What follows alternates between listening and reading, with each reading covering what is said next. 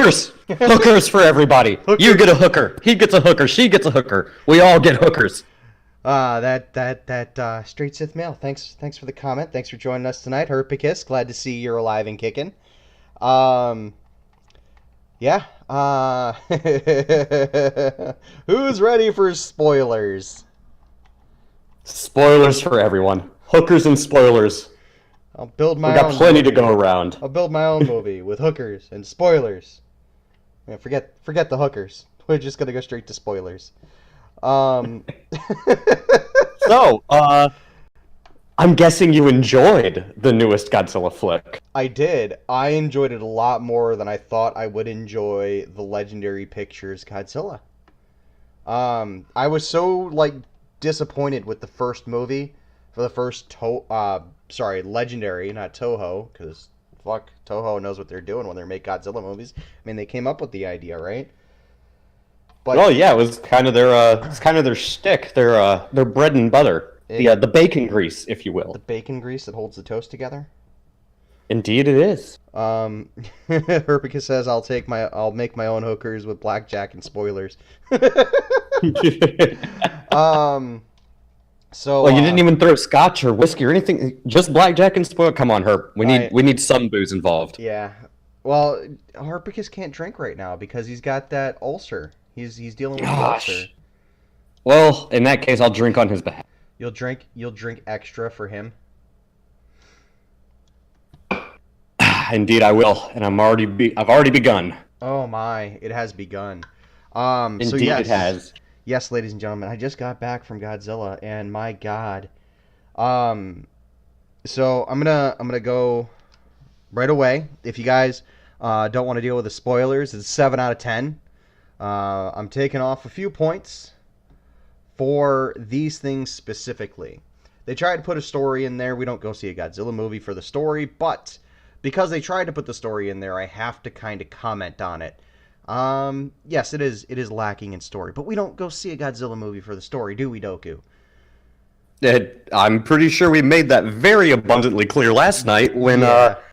we went over a bunch of critics that don't understand what the fuck the point of a Godzilla movie is. Yeah, it's not- about giant monsters fighting and spectacle and mindless entertainment. It's not for the story. Now, I will address one of the criticisms that I saw on Rotten Tomatoes, and that's, oh, well, they made it about climate change and this, that, and the other thing.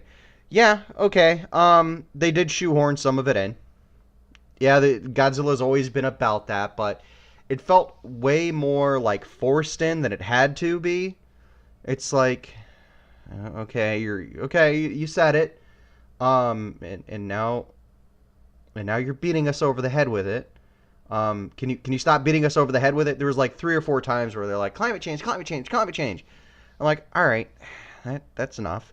Well, that shouldn't be a surprise to anyone though, because No, it from shouldn't. the second that first trailer dropped, it was all about oh, the human beings are a parasite on the world, and we're a disease, and we're causing the planet to die. The monsters are a fever to get rid of the humans. I'm like, all right, well, They're the cure to the disease. Human beings are cancer. Yeah. Okay, Godzilla, I'm can you like- please just annihilate Twitter HQ and it'll all be done? so yeah, I'm like, okay, this is a little more. If that's what they were trying to get across, then yes, I agree. It's a little much. It comes on a little heavy-handed. Other than that, I'm also going to take off points, for the story, just being half-assed. If you want to put a story into a giant monster movie, follow Pacific Rim's example. It's not the best example, but it's definitely better than what Legendary did in either of their 2 Godzilla movies. Well, Pacific Rim was legendary, wasn't it? It was. Yeah. But that's what I'm saying. They should have hired those writers. They should have. They really should have. Pacific Rim 2 was garbage, though. It was trash. Oh, from the second I saw the Pacific Rim 2 trailer, I was like, I was hyped for Get the fuck outta Pacific here Rim with this 2, shit. and I'm like, I got 10 minutes into it. I'm like, oh, fuck you. Oh, I didn't even waste my time. The second I saw that trailer, I was like, nope, So I'm taking points off for this, for them trying to put a story in there, for them trying to be conscientious about how the story should progress and this, that, the other thing. I'm taking points off because you just didn't write it that well. I'm taking points off, and this is a big one for me. I'm taking 10 points off of this movie just because some of the monsters were unrecognizable to me. Like, they put in Gigan, but they made him more spider-like instead of humanoid-like. And I know they did that. Wait, so Gigan was in there. Gigan was, and his other insect counterpart, which I'm slowly starting to realize was the Motus. Like, the two Motus in the first movie were like the other bug monster, which I can't remember his name. I gotta Google it quick. But I think it was Mega. Oh, I know Gigan in the Toho films was Yeah. like a cyborg insect monster that was sent by the same aliens that sent Mecha Godzilla and Mecha Right. King Ghidorah. Did he at least have there was a decent Megalodon, not Megalodon. Oh, Megalon were the Motus. Yeah, interesting. Megalon were the Motus, and Gigan, which I think was the or is it the other way around? Is it Megalon? Megalon was the spider, right? He was supposed to be the radiated spider. Yeah, that's Megalon. Yeah. Gigan's the scythe-clawed cyclops with the Yeah. buzzsaw on his chest. So Gigan were the Motus, right? And they made it really hard to distinguish what monsters were what. So I'm taking a lot of points off for that. They had the mammoth So monster. that so what you're telling me though is that that one critique of comparing this movie to the Long Night episode of Game of Thrones is not entirely off base. No. It is without base. What I'm saying is they changed the design of the monsters so much that they are unrecognizable to someone who wouldn't really know who they were coming into it unless they were told who they were. So you have you have okay. you have Megalon and you have Gigan. They're both in the movie. Does Gigan at least have the buzzsaw in his chest? No, he doesn't. He's got a whole bunch that's of unforgivable. He's got a whole bunch of sword legs though. So he's got 6 sword legs. I don't know. Yeah. Gigan's always been one of my favorite opponents to Godzilla. Yeah. Knowing that kind of pisses me off.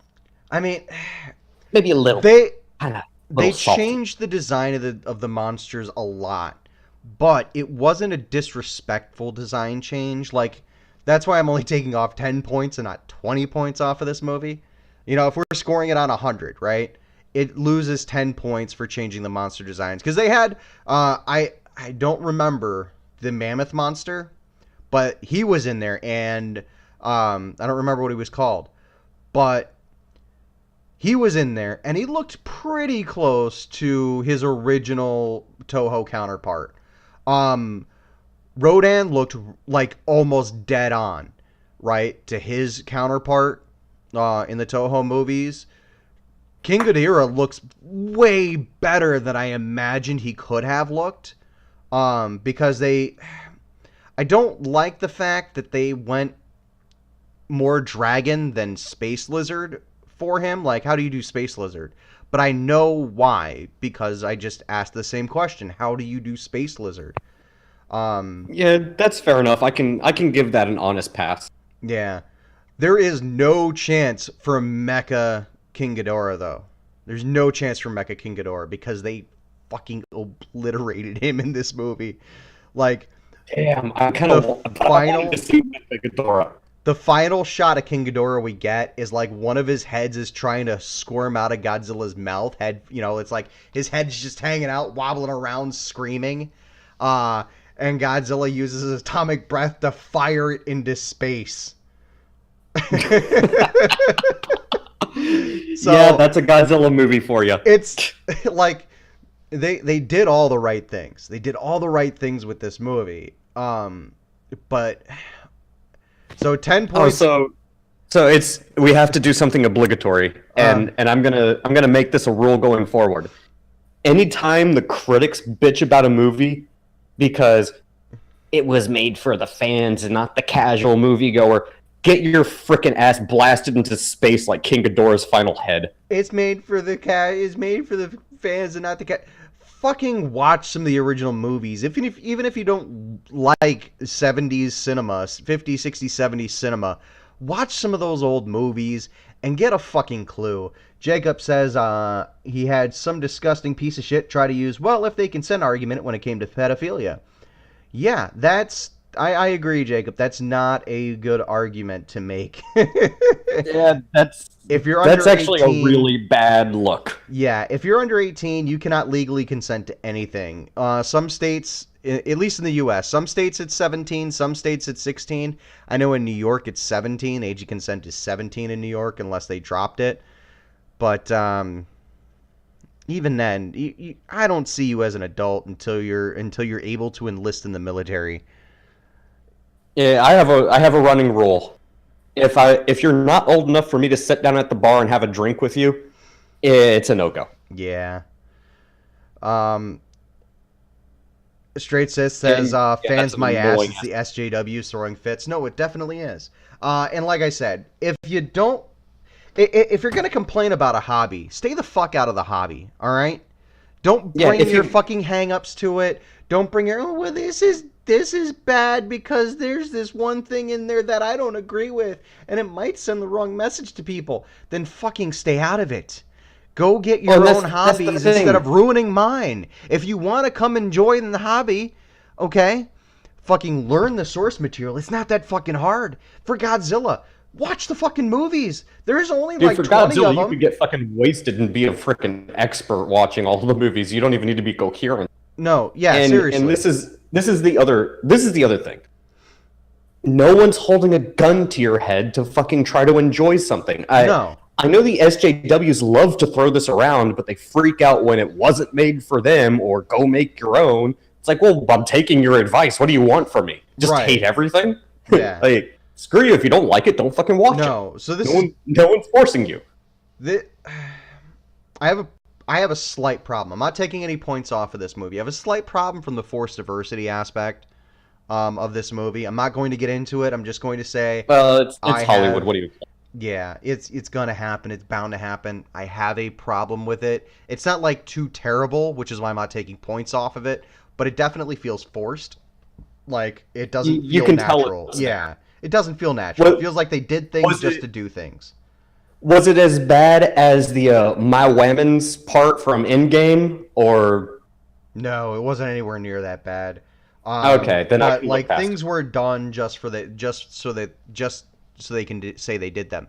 Now they did do something really cool. They had the granddaughter of the lady who starred in the late 80s Godzilla movies and Mothra movies. Was she one of the speakers of the Mothra? She was the main scientist in one of the Mothra movies, like one of the older Mothra movies. And you remember her daughter did some of the Godzilla movies? Oh, yeah. I know who you're talking about. So her daughter, the daughter of the daughter of the grandmother is in this movie, which was really fucking cool. So that's where it's like, if you're a Godzilla fan, you're gonna like this because they gave a nod to like the Toho timeline. They even have Ken Watanabe in here. They even have Ken Watanabe in this movie, who, if I remember right, is in one of the older late 80s Godzilla movies. I want to say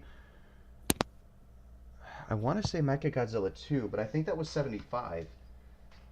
Is it the one with Jet Jaguar? No. Let's see. Okay. Yeah, Mechagodzilla 2. So the sentiment very much was spot on that this is a love letter to the fans type of movie. No, it definitely is. It's definitely good. That's a good thing. Like Hollywood, Marvel, every franchise that has a dedicated fan base, make your products for the fans. They're the ones that support you and give you money. Don't make it for the outrage mob.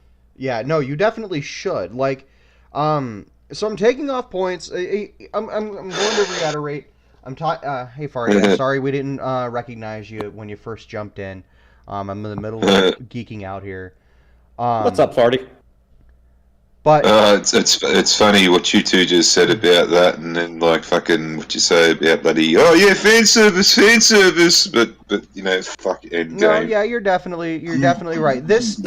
I'm okay with fan service as long as it's done right. Fan service.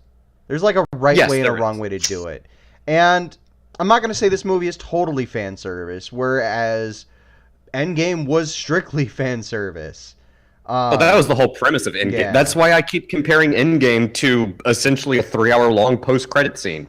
Like, Game of Thrones is the opposite. It was fuck the fan.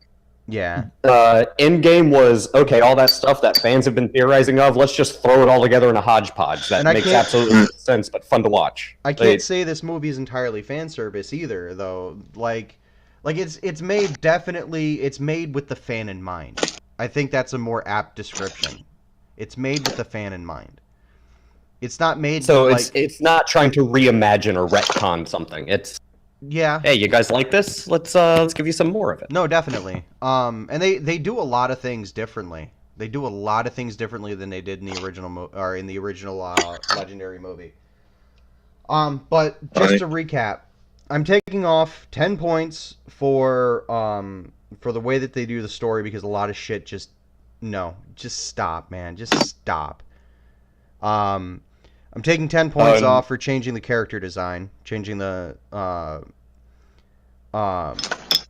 fucking the monsters, the way they look.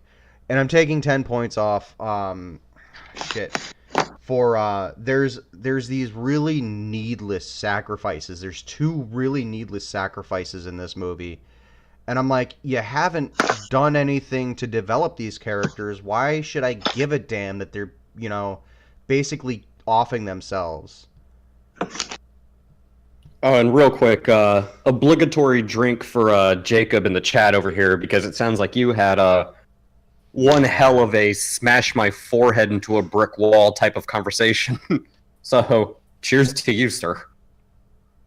Yeah.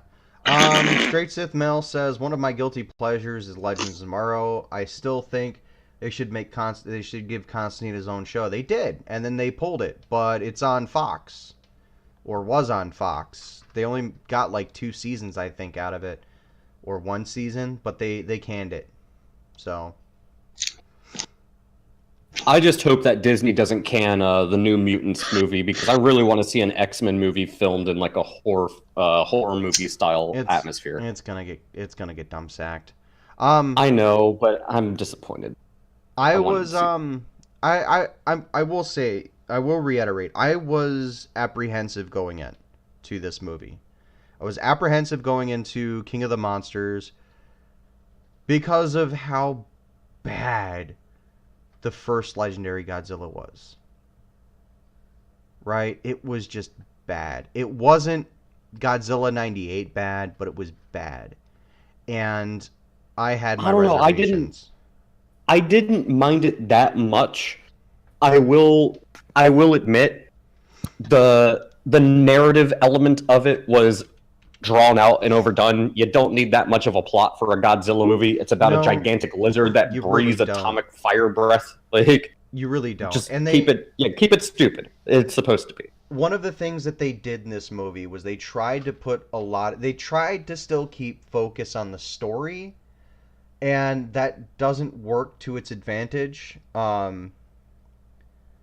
But yeah, it just, you don't need a story in a god. Like, look, there's monsters, send the military out to fight them. Scientist comes up and goes, well, we need to do this. And then everybody goes, okay, we're not going to listen to you.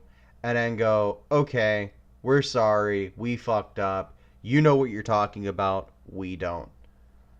And then use it as an excuse to give us a gigantic, over-the-top spectacle of just crazy bullshit. Yeah, no, right? the story that's the whole point of the narrative. The story should always be an excuse for Godzilla to kick some ass. And yeah, you kind of have that here.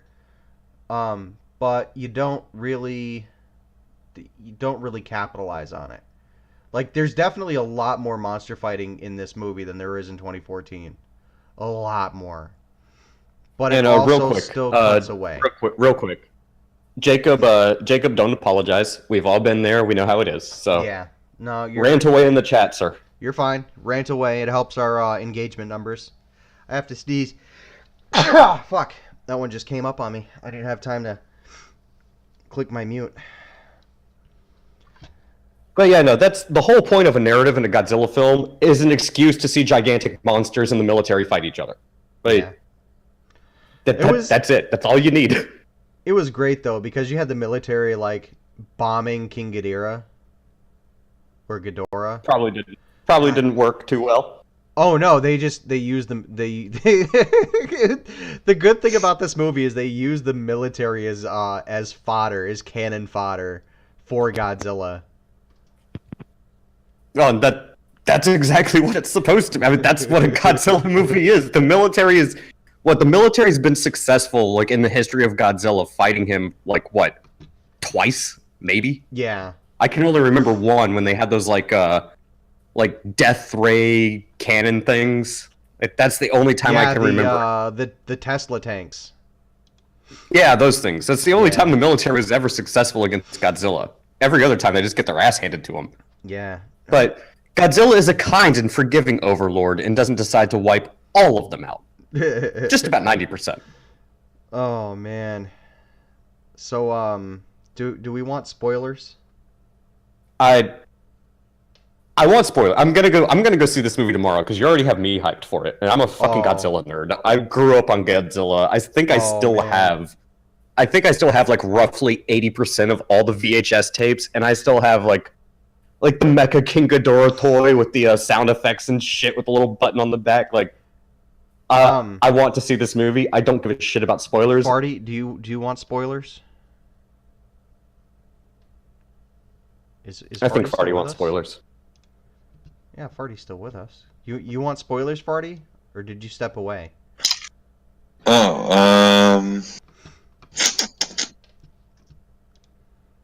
Who's gonna shoot? What's the type of weapon system that you're gonna use to kill him? What? You're slurring real bad, Farty. Are you already messed up, Farty? Oh fuck! It's it's 3:30 or 3:49. Basically, that's Australian for yes. Yeah. Well, Farty, you're gonna get spoilers. You might not remember the spoilers, but you're gonna get it. You won't remember. So there's this one really fucked up scene where they're like, Godzilla's going at it in the ocean. This is like my favorite scene in the movie. Is Godzilla's going at it with King Ghidorah in the ocean, and he's just like, they're going at it, they're fucking each other up. Godzilla rips off one of Ghidorah's heads, and they launch the oxygen destroyer, which is like supposed to like sap out all of the oxygen in the area for like 2 miles. I'm like, why the fuck would you do that? So they launch this thing, and they like kill all of the fish, and they like start floating belly up and shit. And I can't help but think of the of Broderick's line in the '98 Godzilla movie. You know the one I'm talking about. Oh, and I'm just like, that's a lot of. I think it's literally that's a lot of fish. It is. It is literally that's a lot of fish. And there was like there was no reason to say that line because we saw it visually. And in this movie, no it's shit, like, Sherlock. It's a lot of fish. Yeah. Also, real quick, Sith, thank you for getting the conversation going. And Herbicus, this one's for you. This one's for you. This one's for you. I'm sure Farty's blood alcohol level is way above legal limits, even in Australia. It's Australia. There's no such thing as legal limits. Still slight. Still slight. Still? Yeah, sleep can be a drug. I still can't get past 18. Wow, why? on fucking Pacific Fighters. Oh. Because the brain keeps running out of anime by the time I hit that.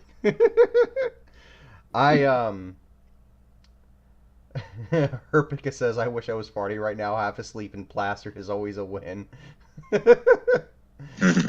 I won't disagree with that sentiment. I kind of feel like they here's a minor nitpick. They just get ready for this, Doku, because you're going to see it tomorrow. Just get ready for this. They way overuse ospreys. Like way overuse them. Like you thought Transformers. Hollywood has a weird fetish for ospreys. Like, don't use the guns. Cool. I get they look cool, but like, come on. It's hilarious though because they're always like, "Don't use the guns. We can't have guns." I'm like, "Well, without guns, how are you gonna make cool action movies?" I thought an osprey was a weapon. No, it's a VTOL. I thought it was also a bird. Well, it is. I guess. No, an osprey is. It's like an ostrich, right? It's like a smaller ostrich. Something like that. It's a stupid looking bird. That's an emu. That's an emu. No, an osprey. It's a VTOL aircraft. But they like. Yes, the one you always see in the frickin' army commercial. They had like I want to say F-22s. They had something that looked like a Raptor, right? And like it's ridiculous the way that they had these planes maneuvering. I'm like, no plane has that kind of turn radius. No plane is going to turn. Not even a fucking what is it? Not even a Huey. Not a Huey. Harrier? Harrier, that's it. Not even a Harrier. Well, Harriers kind of suck anyway, but like not even a Harrier is going to make that kind of turn in midair, even though I'm sure it could. Like if you poured enough juice into it and you overcharge the engines a lot, no plane is going to just like backflip and then all of a sudden be like facing the other way. Okay, is it as bad as the jets in that movie? Oh, fuck, what's the name of that movie? Stealth? Oh God, no, it wasn't that bad. Okay. Straight says that they're F-23s. They could be F-23s. And I agree with Herp. I would much rather be on a hind than I would an osprey. Like, yeah. Those things have a really bad reputation for just malfunction and crash. You know what? Hope you enjoyed your life. I'd rather be on a Huey or a Black Hawk. If I have to travel by helicopter, it'll be one of those two. Oh no, toss me on a Chinook. I'll be okay with that. No. I would prefer a Chinook, man. Unless you get hit by a direct hit in the engine by an RPG. Those things are freaking built like tanks. Yeah, but it's harder to direct hit. I mean, if I'm going into a war zone, then actually I'd probably take a hind. Maybe if it's just casual transport, then I've already seen combat. So, in the Great Kangaroo Wars of 1985, that joke is never gonna die. It won't. Oh man, I'm still waiting for. All the Aussies are gonna be fucked when the kangaroos and emus finally actually have a peace treaty and band together against the humans. I'm still waiting for all the kangaroos to attack Argentina. That'll be great. Oh, you should have seen him last night. Yeah? Oh, you should see the information that I've got. Oh man, you'll have to like shoot me some. That'll be great. That is if you're not breaking any NDAs. We don't need you to end up like Cabby over some stupid shit. No, shit, right? He, look. Fuck. Okay, boys and girls. Here's a little story. Come on, sit over here. Let me tell you a little bedtime story, boys and girls. What time is it over there? Hello? 2 a.m. my time, roughly. Hey? Close to. It's a quarter to 1 for me. 1:45? Okay.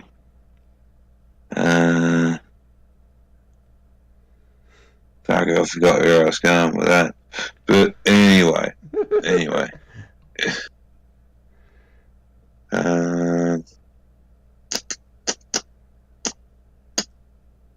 So,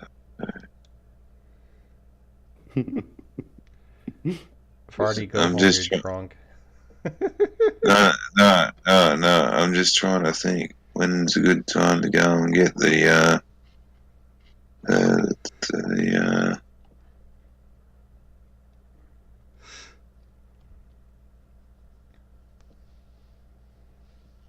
even Whoa. fuck, I'm at Wingham. Go get some sleep, Farty. Anyway, fucking. I've got a couple other fucking things too. Looking at some bloody footage and frame by bloody frame, and I think I've seen fucking something waddled after fucking like what's his fucking name?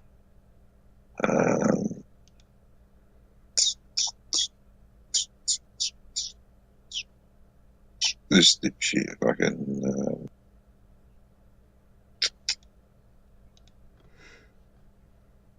what's his name?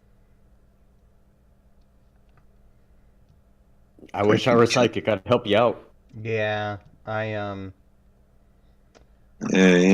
don't know no. how to help you, I'm Farty. trying to jog your memory. Hair of the dog? Hang on. I can't even remember what country these fuckwits from. These soldiers look like.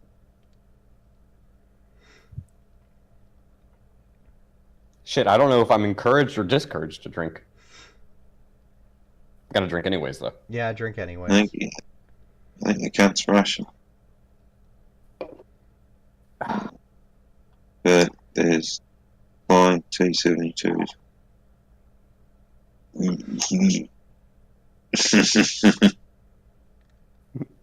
I think I've had enough. I think I've had enough. Yeah, I think so too, Farty. You cutting yourself off? Yeah. When the T-72s start flying, I think, yeah, okay, maybe. Sith says Farty going to drunk your bed. Mm-hmm. Mm-hmm.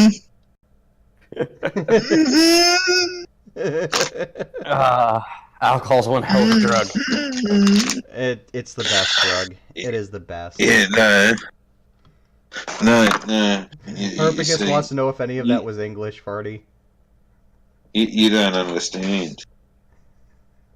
Been drinking water all day. Okay. So, me being Australian, like, fucking. Water I is need to stop. Australian for beer. I got to stop, drinking one thing and force drink another. We just established that, right? Okay. So, me being Australian, I've just stopped drinking water, and so. Oh, you bastard, you fucking sniffed at the wrong time.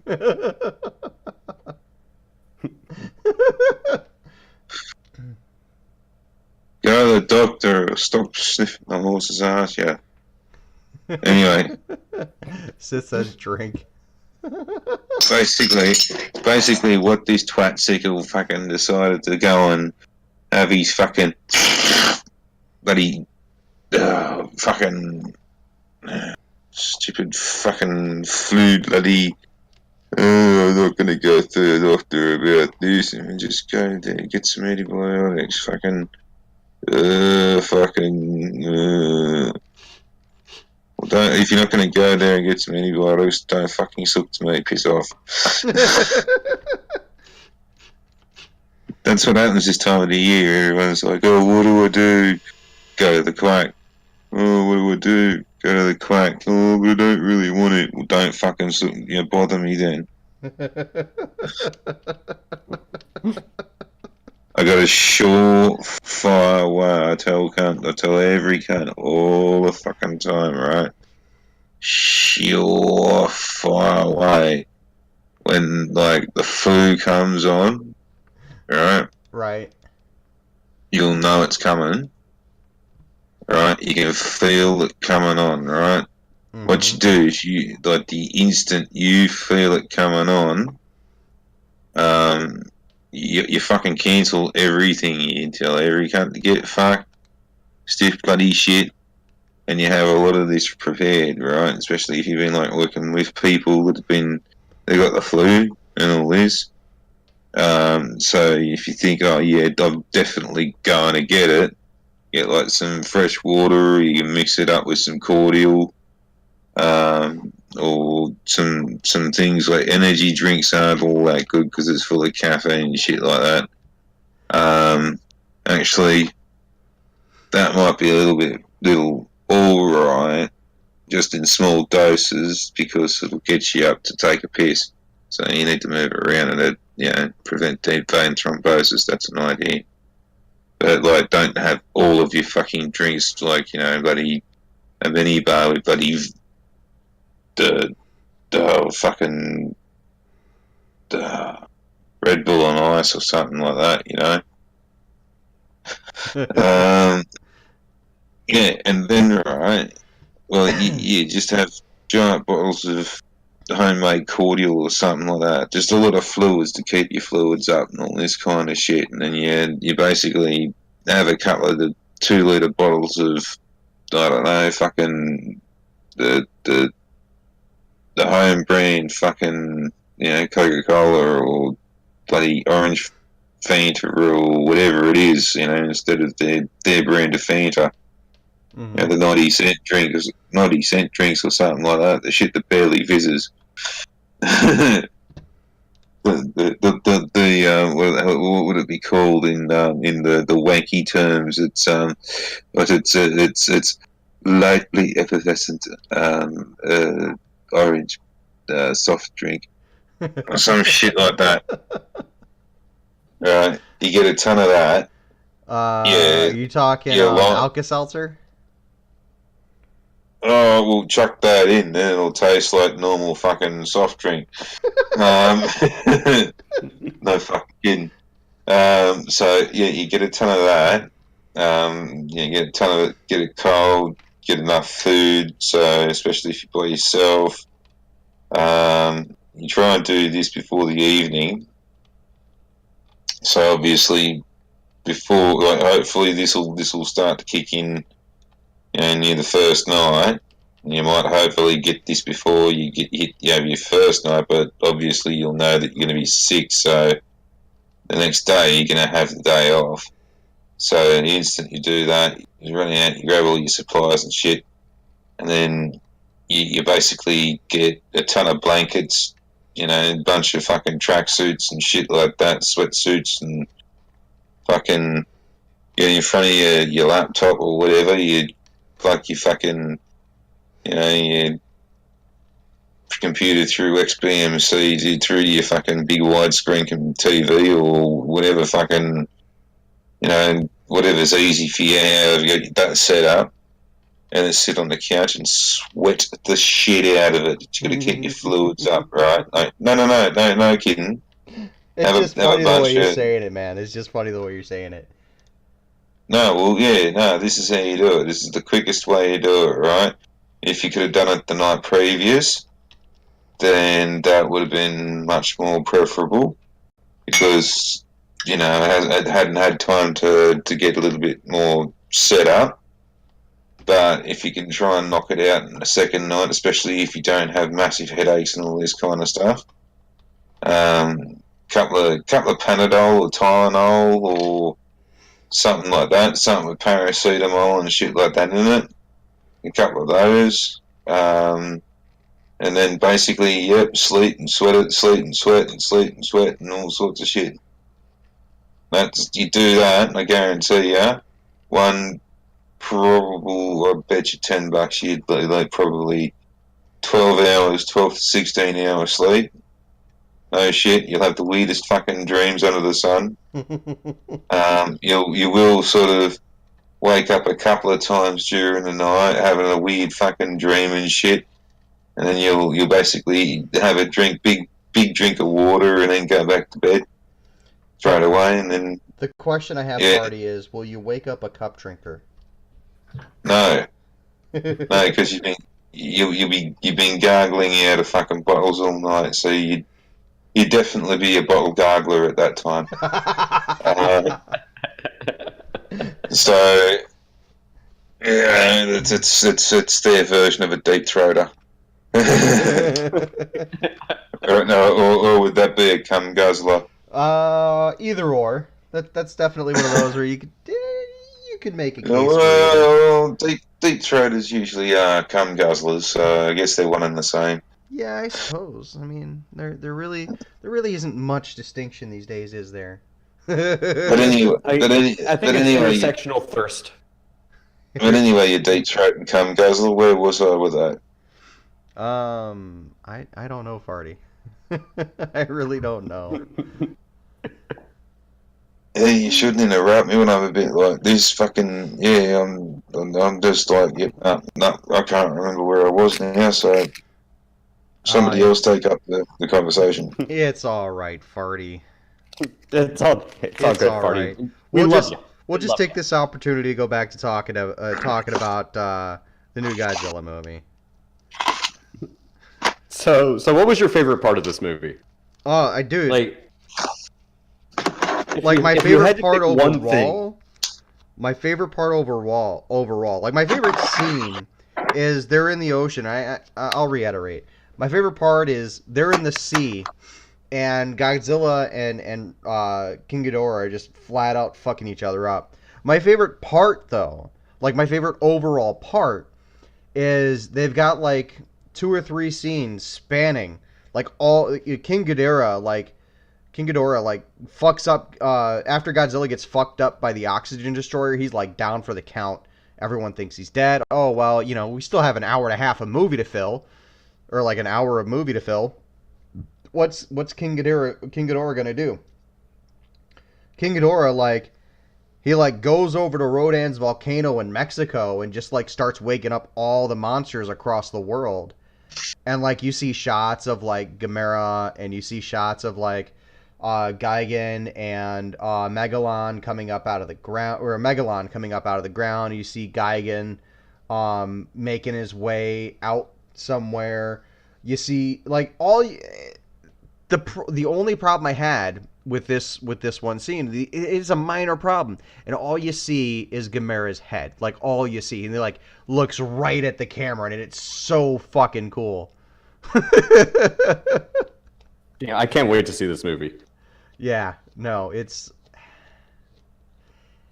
I know it's gonna be stupid. I'm not looking for anything deep. I'm not looking for social commentary. I what's the right way to put it? I cherish any opportunity that I get to just relive that stupid childish fascination. Yeah. No, I understand. That's what this feels like. It's definitely I definitely had to keep telling myself, dude, it's a Godzilla movie. You can't criticize it too harshly. Not because it's, just don't expect masterpiece out of it. Well, and honestly, we need more movies like that. God, yeah. All of the stupid stuff that you loved when you were a kid because you just weren't thinking about it. You weren't looking for anything. It was just dumb, mindless entertainment, and it made you get that shit-eating grin. Oh yeah. That's what a Godzilla movie's supposed to be. It's supposed to be just dumb entertainment, for the people that are still 10 years old at their core. Cough. I'll be honest here. I feel like I've rediscovered my love of Godzilla movies, so much to the point where I kind of want to introduce my wife to the old, dubs and stuff, or like the old subtitled ones. I mean, I have. So I bought her this Godzilla vibrator, and she's going, "Get fucked." But no, I kind of want to introduce her to the old movies, like, because I don't think you need to know any of the old movies to appreciate this one. If you didn't see the 2014 movie, you don't have to see the 2014 movie to see this, right? And Sith says, "Fuck that! I will criticize any movie." Yeah, I've got criticisms of this movie, and they're major criticisms, I think. But like, I can't knock it too harshly because you can't expect much from a Godzilla movie. Well, let's be honest, dude. We're talking about a movie where the premise is giant monsters fucking shit up. It's like the same people who complained about this movie are probably the same people who complain about Transformers being there's too much giant robot fights and not enough good storytelling.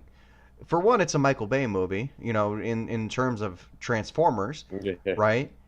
You're not going to. Everything you need to know. It's a Michael Bay movie. You're not gonna get anything. All of hey your guys, actors, you like explosions? Yeah, basically all of your actors are props for explosions to happen later. It's just an excuse to put explosions on the screen, right? You watch Pacific Rim, and while it does have a decent story, I'm not going to take that away from it. It is about the monsters battling giant robots. I mean, what more can you ask? You can't. Yeah, I mean that's what a lot of these franchises from back in the 80s and 90s. It's about just spectacle. And not the type of spectacle you get from Dan and Dave. Yeah, it's like, hey guys, here's a giant robot. It looks cool. There's bright colors. There's explosions. There's monsters. There you go. That's Sith says, from what I understand, there's a lot of climate change nonsense in the movie. Yes and no. Like, it's like Godzilla's always been like, hey, climate change is a real thing. We're fucking up our environment. Yeah, like the other thing. The original stuff was all fucking nuclear protest. Right. But like we're sort of coming into a bit of a depression as in regards to the way movies are going, and this is like a technological depression as opposed to a theological or a writer's depression or anything like that. And I've been sort of thinking about this over the last few days with some of the stuff I've been watching on YouTube just inherently, and that fucking.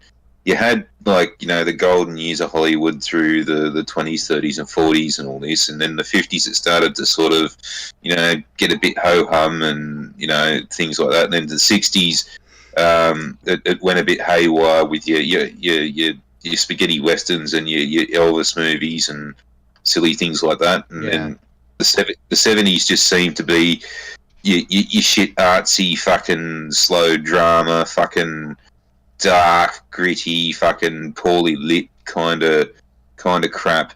And then your 80s was a bit the same, but it was still sort of starting to get a little brighter and all this kind of shit.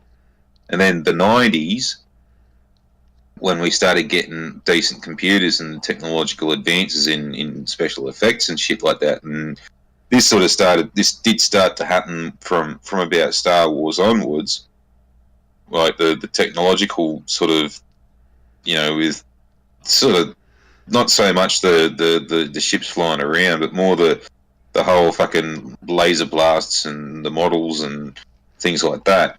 Then we get to the 90s and things are a hell of a lot better, and we had the technological advance to do stupid, shitty 80s action movies during the 80s. That's why we got the stupid, shitty 80s action movies. But the minute they didn't have to do the stupid, shitty 80s action movies anymore, they didn't. They started doing all the technological advanced stuff. And you lot are growing up with that lot, pretty much, from the late 80s and the 90s onwards. And now you're sort of like, well, everything that I've grown up with has had CG in it, and it's all about the CG, and it's all about this, and like, oh, well, this story was shit because it's like at least it's not the 70s, man. Yeah, no, you got a point there. But But what I was yeah, that's what that's what I've noticed is that right. there's that sort of we had that technological advance during the 90s. During the noughties, it was all right. We had some pretty good movies and shit, and now we're sort of like, well, we've got movies that are trying to top the other movie, which they're failing miserably, and everyone's expecting the top, but no, we've got the stupid political bullshit in fucking movies, which everybody doesn't want, and it's ruining the movies that we do want. It's like the Or 90s else, all over again, where they were giving us like the stupid bubblegum flicks, those stupid like teen coming of age movies. Nobody wanted those, but yet they still churned them out for almost a decade before Hollywood's like, oh, well, let's course correct. And in the early 2000s, we got some decent movies. or But else, what the other thing that's happening is fucking well, fucking never mind. you lost your place again. Yeah, no, I'm really absent-minded at the moment. It's that's fucking all right, man. it's pissing me off. You're good, Marty. You're good. But from what I was, hang on, I want to finish this because I need to restate this because of what Sith said. He said that there's a lot of climate change nonsense, and yes, Godzilla has historically been about climate change, right? And it's been about this, that, and the other thing. And they have been like environmental issues, right? But where this, and it does do it a few times, right? It does go in the beat you over the head mode with environmental change. But it doesn't do it so much as to distract from the movie as a whole. It is forced, it is shoehorned in, but it doesn't go out of its way to go, oh, well, blah, blah, blah, blah, blah, blah, that much. Oh, and that touches on what I wanted to say. If I could sit down and talk to to Hollywood as a whole, and I could tell them one thing. Just because you have the opportunity to make something political or push a political message or push a narrative, whatever it means, whatever it is, it doesn't mean you should. Yeah. Just because you have a message doesn't mean it's going to make your movie good, doesn't mean it's going to make your book, your story, your whatever it is. Sometimes just having something be entertainment for the sake of being entertaining is a good thing. Like, everything doesn't need to be political, despite popular belief, aka Twitter. You don't have to always have some sort of deeper meaning or some sort of message. There's a reason popcorn movies do well. It's entertainment. Shut your brain off. Go buy some popcorn. Have a Coca-Cola. Have some pop, and watch something entertaining. Have a Coke and a smile. Exactly. Like, there's nothing wrong with that. Snort some Coke and a smile.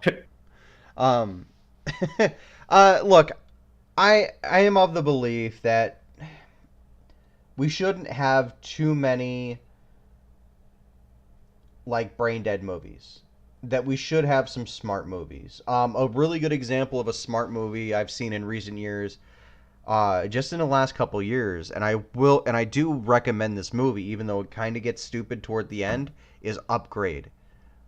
It's definitely a movie to watch. It's definitely something you guys should see because it is a smart sci-fi movie. It's like it's a sci-fi kind of thriller, kind of whodunit type deal. I do recommend people go see it because of the way that they execute it. Is it by far like the best sci-fi movie ever written? No, it fails at that, but it does a lot of things really well. I'm not going to give anything away. Just go watch it. Herbicus makes the point: your scientists were so focused on whether or not they could, they didn't stop to think whether or not they should. Yeah, they kind of Jurassic Park it a little bit. They kind of do. Like, I'm watching this movie and I'm like, why is there so much Jurassic Park type shit in this? You know. So. It does come from a dinosaur, you know. technically. They seem to ignore that in this movie. They seem to ignore the fact that Godzilla is like a mutated dinosaur, and they like. Here's something that you guys may or may not have a problem with. I just kind of thought like, whatever. Is that there's like an Atlantis scene. All right, there's this Atlantis scene, and they're like, oh well, Godzilla's this old, and he sleeps and he's constantly evolving. I'm like, that's not how evolution works, dude. Evolution works generation by generation. What you mean? I mean, mutating, constantly mutating. Yes, I will agree with you there, but that's neither here nor there. Like, there's this, like, he gets completely, like, this is right after he gets zapped by the oxygen destroyer, and they're like, oh well, why didn't it affect Ghidorah? Space lizard. Yeah. Which at this point they're still calling him Monster Zero, which it's an okay nod to the Toho movies, because even then they don't like when Ghidorah like first appeared, like the first movie Ghidorah's in, they're like, oh well, this is Monster Zero, which I guess technically I guess he is. I guess, and I never understood why they called him Monster Zero to begin with, but that's neither here nor there, is it? But there's a scene Space like lizard. Yeah, Space Lizard. But there's a scene like right after he gets nuked by the oxygen destroyer, like he goes back to Atlantis. I guess that's where he like comes from Atlantis. So he's not a dinosaur, he's just like an Atlantis monster. Cthulhu? Godzilla's Cthulhu confirmed. No, he's not Cthulhu because he doesn't come from a dark dimension. Fine. He's not Cthulhu. There goes my theory. Sorry, Doku. I'm disappointed. Well, Yeah. actually, no, I'm not going to be disappointed. Omegon is going to be disappointed. Yeah, no, definitely. Sea Dragon. That's not exactly accurate either. But like, let's go with Atomic Crocodile. yeah, we'll go with that. We'll say Atomic Crocodile, just to kind of move along here. So, like, it's kind of stupid. And they're like, oh, well, he does this, that, the other thing. So, in order to, like, resurrect, he has to, like, be in the presence of radiation. That's a very basic Godzilla factoid. Like, he consumes radiation to sustain himself. We all know that. Again, Atomic Crocodile. Yeah, Atomic Crocodile. There you go. But this is where, like, one of the major problems with the movie is like Ken Watanabe's character, who I don't remember his name, because it's like, oh well, fuck these characters, they're just here for cannon fodder basically. He like goes down into this radioactive area that Godzilla's in, and he nukes himself so that Godzilla can get like revitalized, right? So he takes like an actual warhead with him into this area. There's like lava everywhere. There's like super massive amounts of radiation, and he like nukes himself.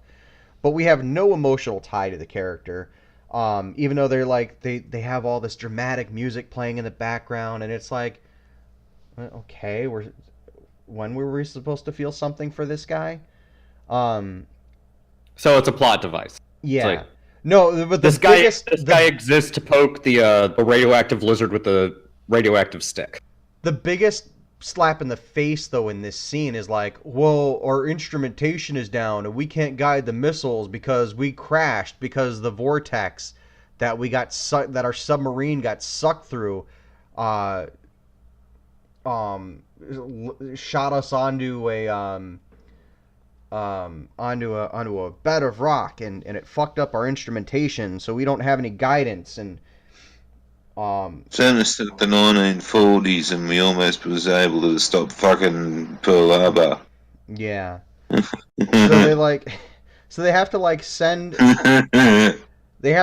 like this warhead in without guidance. Oh well, how do we do this? We don't have any chance. He's like, Ken Watanabe's character's like, oh, I'll go.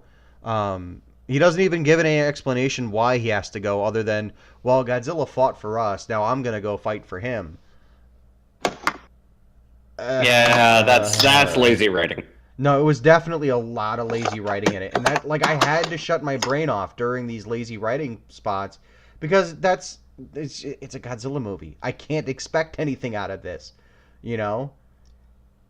And it's such a huge letdown that Ken Watanabe is such a good actor, and he delivers these lines like he actually delivers the lines instead of just like reading them off of a script. He's actually delivering these lines, and it's like, yeah, dude, okay, you're doing good. You're performing. You're acting very well, but I can't get behind your character because there's no reason for me to. And it's the same with like.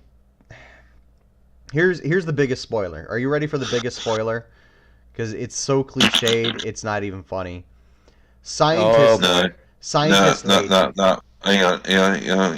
Not ready yet. Not ready Not yet. ready yet? Not ready yet. Do You guys ready? Oh, I'm ready. I'm ready, Farty. What about you, Doku? Are you ready? Oh, I'm always ready. Hang on, guys. Hang on. Hanging on. You hanging on? Yeah, we're hanging. You hanging on? Hanging? I'm swinging right now. Alright. Alright. Don't shit yourself, Alright. Farty. Hang on. There you go. But no. Fucking. Hang on. Hang on. What would you do if I didn't go? Hang on. God damn it, Farty. God damn, Farty. Alright.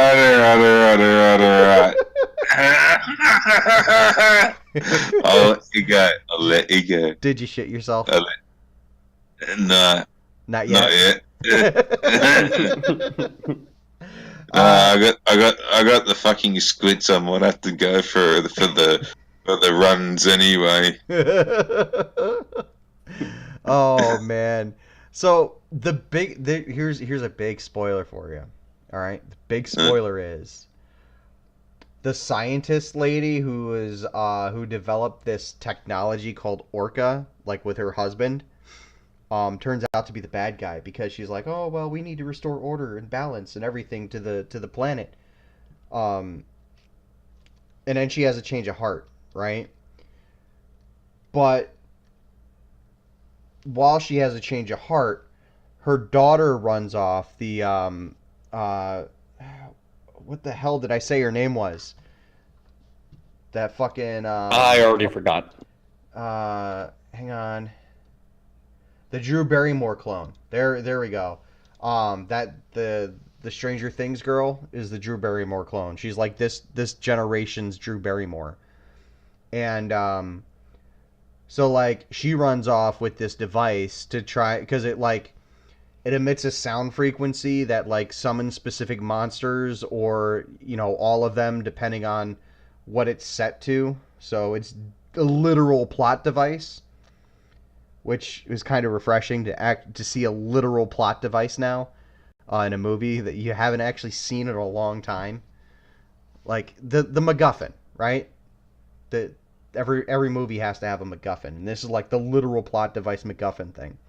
So she runs away with it, goes to Fenway Park, and then calls the monsters there with the device. And then, like, this regiment of soldiers goes with the girl's dad. So, like, her husband, I guess they're still married. The movie's very vague about that, but it doesn't matter because they don't really spend any time developing characters, do they? So, well, it's a Godzilla movie. What do you expect? Yeah, it gets a little confusing. Dade says anything to kick Marvel and Disney in the balls is fine by me. No, it's definitely worth watching, Dade. Go see it. But she like the girl runs away with this device, calls Ghidorah and Godzilla to like come fight, and she like gets away from the fight, and the device gets smashed, and King Ghidorah and Godzilla are doing their thing, fighting it out on in Fenway Park. Go Sox, right? Um, and the mom comes back after everyone finds the little girl, and they endanger an entire regiment of soldiers just so everyone can find the little girl. And then mom takes the device and gets into a truck and just starts driving as fast as she can away from Ghidorah. And Ghidorah chases her down, and she's like, she just gets fucked up, right? The car gets flipped over, and she like crawls out of the truck, and she's on her back, and King Ghidorah is about to eat her, and she's all like, "Long live the king!" And Godzilla comes out and just fucking fire bombs Ghidorah into nothingness, taking out mom with her. And I'm like, dude, this is a second pointless sacrifice. I felt no emotional connection to this mother character, right? The only thing I'm thinking is, good, she finally gets hers in the end, right? And I didn't think anything of Ken Watanabe's character going off and nuking himself. I'm like, I guess that's a thing.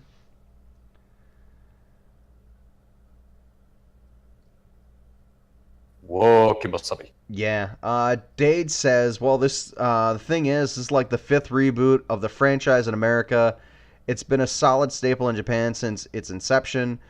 Only Super Sentai has been as prevalent. Yeah, you're right. This is literally the best American Godzilla movie. It's not even a reboot. It's the sequel to the 2014 film, which isn't that great. But also, just like that, I want to watch SSSS Gridman again. Dude, fuck that. I'm gonna watch the original Gridman. We should do that on Rabbit one of these days. Watch the original Gridman. But no, I'm not opposed. I'm going to say go see this movie. I'm going to say spend your money on this movie. Hey, I'm going to tomorrow because, again, I grew up on Godzilla, and this sounds like a Godzilla movie. And Dade says it's actually nice to see a movie that isn't a fuck up. It kind of is, but I expect that from Hollywood right now, is for movies to be fuck ups. On this is something I wanted to say earlier, so I'm going to say it now. Yeah, go for it. The issue that we have with a lot of just the entertainment industry as a whole, and this goes back to what I was saying, where just because you can use something to make a political statement or social commentary doesn't mean you should. If you're using it to frame a narrative, that's one thing. But when it becomes about just pandering and pushing a narrative, but there's no real story behind it, that's when it comes off as either boring, preachy, one-sided. It's like when you look at the end of the first Pokemon movie, and they're all like, the Pokemon clones come out, and Mewtwo's all like, kill them all! And then you've got the girl going, oh, the Pokemon weren't meant to fight like this. Sure, they battle all the time, but it's not like this. And they go on and on for like 15, 20 minutes about how this is wrong, and it's evil, and you shouldn't be doing this like this, and not like this, not like this. Well, and that's the thing. The social commentary and political commentary should be a plot device, not the message, so to speak. Like, I know I worded that weird. When your only message is, this is what I think, everything else is bad, that makes for a boring movie. That's not supposed to be the point. It's supposed to be something that drives the plot forward, not to find the entire message of the story. Yeah. You still need character development, plot development. It has to make sense. Otherwise, it's a Godzilla movie. If it's a Godzilla movie, all bets are off. Well, if it's a Godzilla movie, then it's just about giant monsters fighting other giant monsters of the military. It is. I'm only slightly disappointed that they didn't go as balls to the wall as I would have hoped for this. Like, they went balls to the wall for Godzilla 2000. They're like, all right, America, you done fucked up with 98. Here's Godzilla 2000. Enjoy. and they went all out ape shit crazy with it. It was an enjoyable movie. It was enjoyable and it was memorable. And you had scenes like the fucking UFO turning into a Godzilla clone. Come on, dude. How do you Well, top that's that? the thing. Giant monster movies, giant robot movies, all that entire genre is based on ridiculousness. Like, it's supposed to be entertaining first and foremost, and it's supposed to be just off the wall. It's like the '80s action film. Yeah. It's supposed to be off the wall absurd because it's fun to watch. You're not supposed to think about it. There's no deep message here. Right. It's just giant robot, giant monster, fight. I really want this movie to do gangbuster at the box office. I want this movie to be successful. Reason being is in the end credits, they set up a pretty big promise. King Kong versus Godzilla? King Kong vs. Godzilla. So, wow, look at Legendary actually listening to the fans. They set it up pretty good. There's like a whole bunch of news clippings. They even go as far as to show a picture of Infant Island. Really? Yeah. So, okay, so, ooh, and I know this probably won't happen, but I would get a stupid 8-year-old childish grin if it did. Monster Island versus Skull Island. They hinted at it. Like, there's a bunch of newspaper clippings like, oh, Godzilla's headed towards Skull Island, and there's things happening on Skull Island, and Kong spotted on Skull Island. And it progresses until the actual credits start. And I'm like, okay, yeah, okay. And I will say, I have to give 2 tips of the hat to Legendary on this. First off, despite what we've said, at least Legendary knows that these large kaiju monster mecha films are supposed to be stupid, mindless entertainment, and they're at least aware enough of that to not overload their stuff with unnecessary commentary. Yeah. That's a good thing. Thank you. It's a monster movie. The second one, thank you for at least paying attention to why people enjoy these types of just stupid, mindless films. That's something Legendary seems to have gotten very good at. No, they have. I have to give Legendary some kudos here. They'll probably do something very soon. They're like, oh, okay, you fucked up your goodwill, but they tried with this one. They really tried, and it shows that they tried.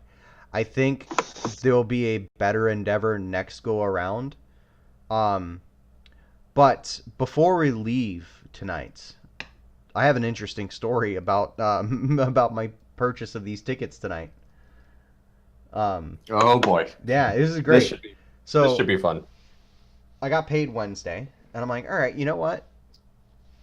Wife wants to go see Godzilla. She's talking about wanting to see it. This is the first Godzilla movie she's ever seen, and she's not seen any of the other Godzilla movies. So hey, I kind of wanted to see it a little bit, just because I'm like, okay, it's Godzilla, I have to see it. It's one of, like, for me, Godzilla is one of the things I have to see when a new one comes out, just because. And it's Godzilla. It's Godzilla. What more reason do you need than that? But I bought the tickets Wednesday for the 9:15 showing of Godzilla. Right? Get to the movie theater tonight, and I pick up my tickets, for my wife and I, and we get to we get up to the girl, who's taking the stubs and giving us, our half of the stubs back, and we get up to the concession stand. My wife's like, these were for this morning. I'm like, what do you mean? They're 9:15. She's like, yeah, they're for this morning.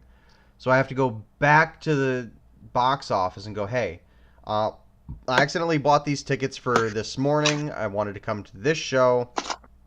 Is there anything you can do for me? They're like, yeah, sure. So I get a like a $2 refund, which was like the price of the Fandango convenience charge. I'm like, sweet. And I'm able to see the 9:15 show anyway. Cool.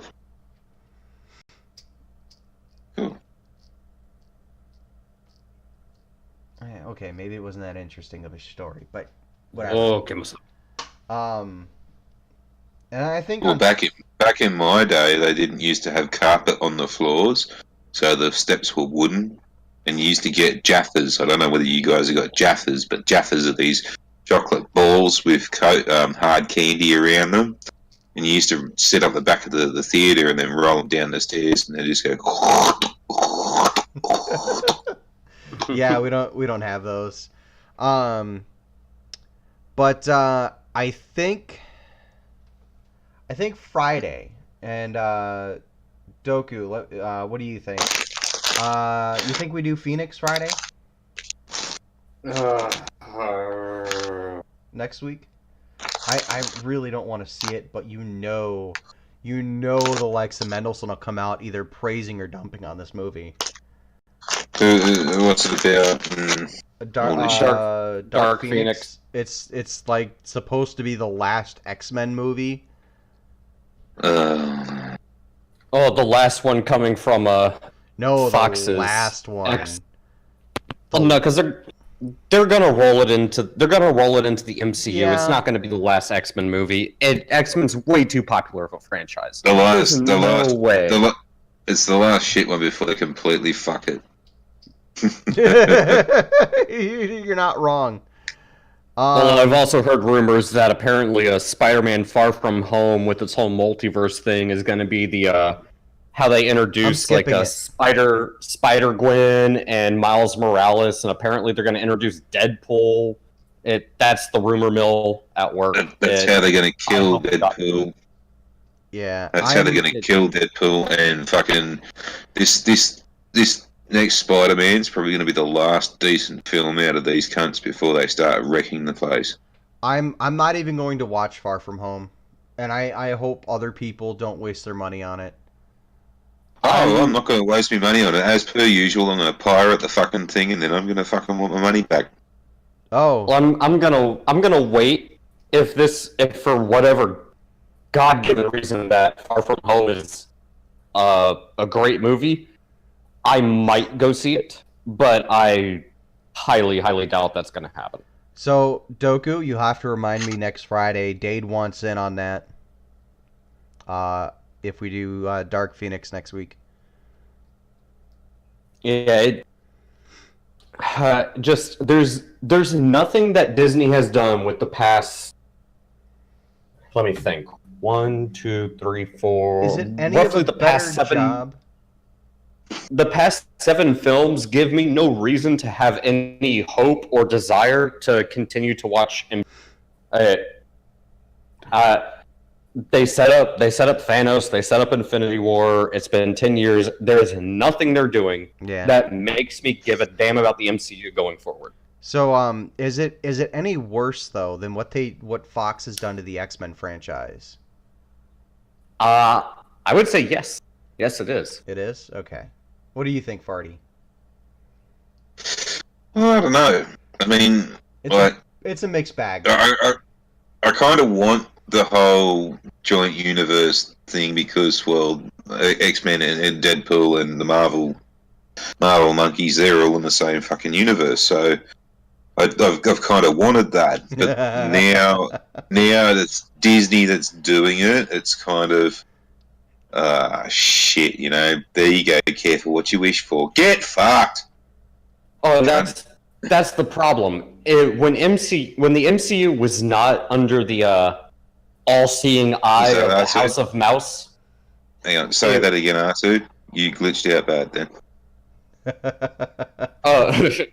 No, when the Marvel Cinematic Universe was not under the thumb of the House of Mouse, it was good. The second the House of Mouse got a hold of it, it all became cookie cutter, churn out films following the same formula. There's nothing really that interesting about it. It's the same thing. It makes money. and we Fucking can dodge. we can shoehorn in a political message, and that's what's happened under anything Disney touches, and it's really annoying. So, as far as I'm concerned, the MCU ended when Thanos snapped his finger. Fucking Dodge. What is Dodge Apparently, doing? Dodge wants us to impeach you, Doku. Get the As far as I'm lawyers. concerned, the MCU died when fucking Tony Stark fucking snapped his fingers. Yeah, it did. Oh, yeah, fair The enough. MCU died. The MCU died and has been resuscitated and put on life support before Ultron. Yeah, I would say Iron Man 3 is when it all began. Like, that's when you started to see it going downhill. Iron Man 3 was enjoyable, at least. I don't know. So It was a popcorn movie. yeah. But- So I'll say this. This is my final thought for the stream. We're ripping off Nurgle right now. But I'll say this. I'm ambivalent because as much as I want to see more Godzilla movies from Legendary after this one, I'm ambivalent because I'm tired of the entire universe concept in a movie franchise, and you kind of experience a lot of fatigue and a lot of burnout. Like, look at how many Godzilla movies there are, right? Just Godzilla movies. We're not talking Gamera movies or Rodan movies or Jet Jaguar or anything else. Just Godzilla movies. That's a fuck ton of movies, right? I reckon what they should do is not say the universe up front. They should just release this movie and then just go at the end, like they used to do with the Bond movies, like James Bond would return. Like, Godzilla will return in, they're going to do a sequel, okay. And then just keep doing it like that, and the next thing you know, it's like, last 10 years we've got this whole sequence and universe and shit. Oh, yeah, they do too. Yeah, I'm ambivalent.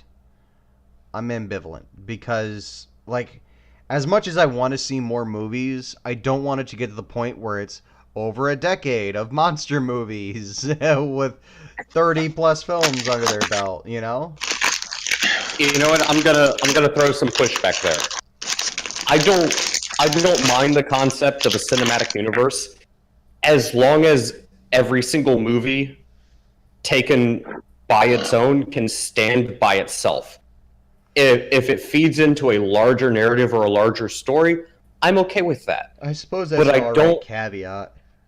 I don't want to have to go watch 5, 6, 7. Like, I don't want to have to do exactly what Disney said. Like, if you want to understand Endgame, then you got to go watch Captain Marvel.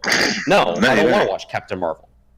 But no, you don't. That was the beauty of the Marvel universe, is that I never watched Black Panther. I really wasn't into Captain America.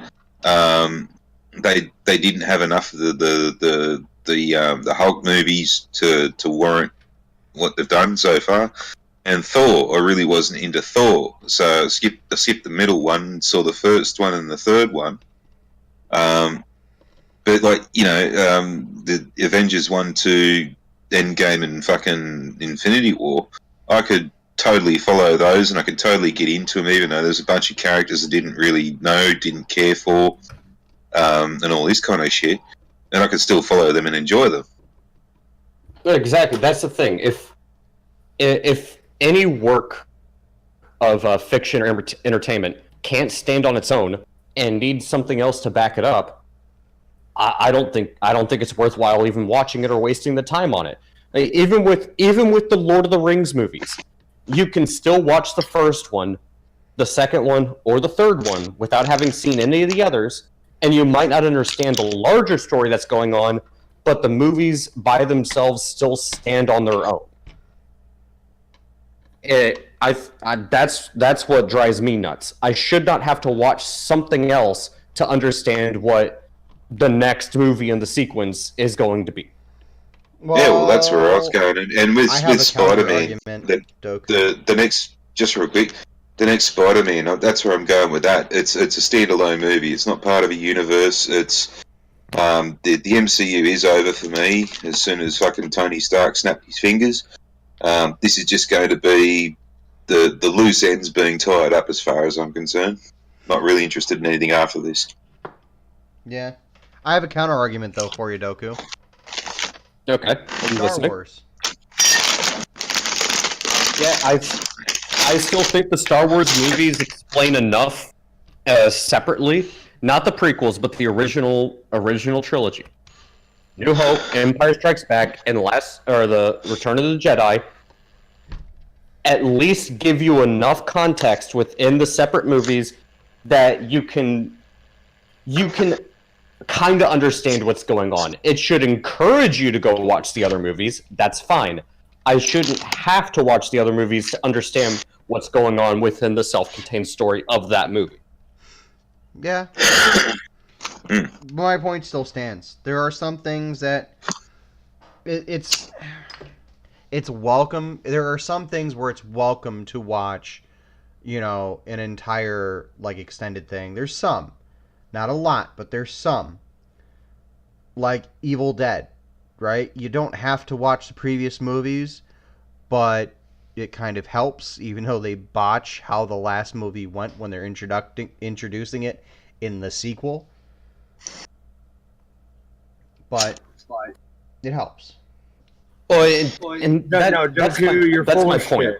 Doku, you're full. Hey, what's up? Here's why. Oh, Here's why you're full. Oh boy, here we go. All right, Matt, Dodge, explain to me. Okay, Is you it need because to watch. taxation is theft? Well, taxation. Here we go. Dodge is drunk. But- Dodge is drunk on light beer. Here we go. Are you? All right, I've got a new beer. Yeah, I've got a new Dodge, beer go open. ahead. So, Go ahead, Dodge. Okay, all right, Doku. Here's why you're wrong. You can't understand the plot of the Wrath of Khan without seeing the motion picture. You can't understand Young Guns 2 without seeing Young Guns 1. You can't understand anything in the Hannibal Lecter series without seeing Silence of the Lambs. What are you saying? You shouldn't have to see the first movie to understand what's going on. That's a That's a farce. It is a fake argument, and it is flawed.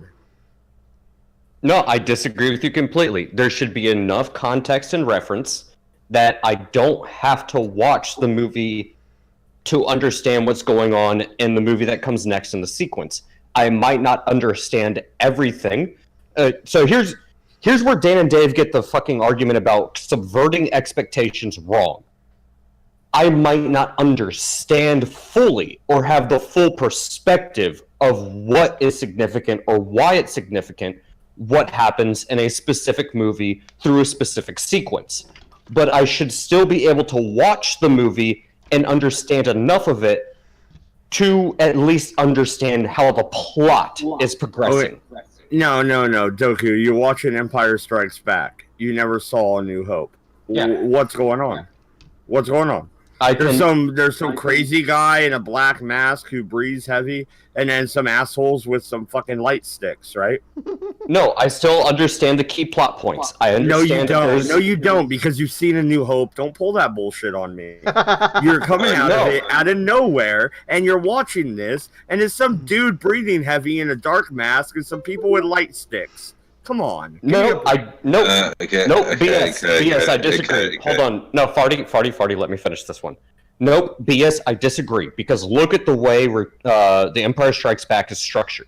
You have a group of rebels fighting against an empire. You know they're rebels? You never saw A New Hope. Do you know they're rebels? They quite literally So you have a group of assholes attacking some other assholes.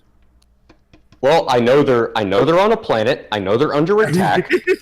I know there's a shield generator. I know you are, and I welcome this. But no, I know there's one group versus another group. It's very obvious the way it's done who you should think the good guys and the bad guys are.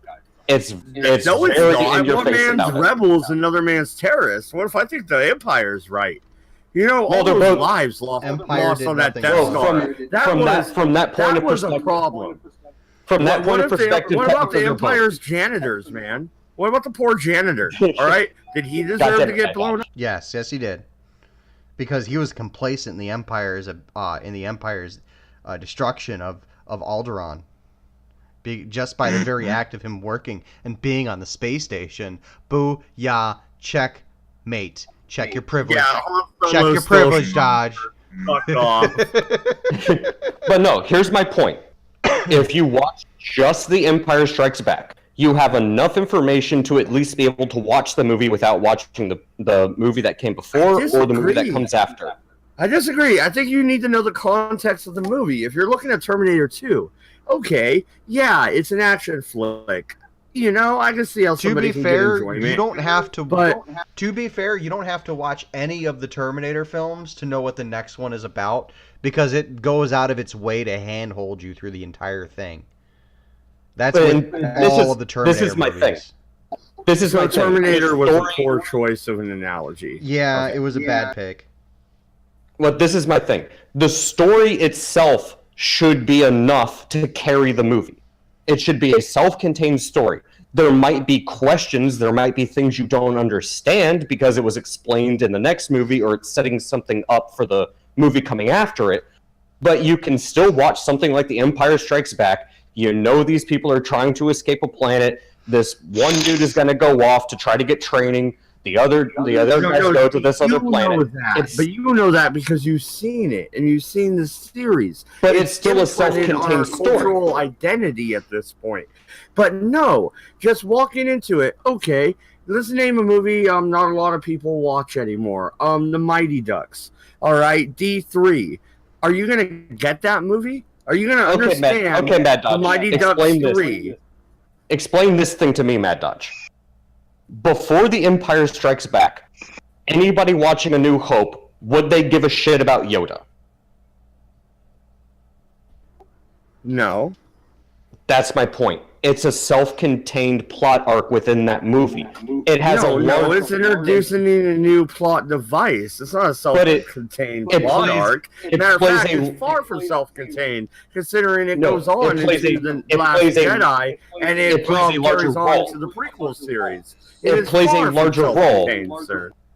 It plays a larger role within the context of the story, but it's not necessary to it if you just only watched A New Hope. You wouldn't care about Yoda. It wouldn't make a difference. Yeah, but you also wouldn't understand that Luke and Leia were brother and sister. Now, would you? I mean, that's besides the point.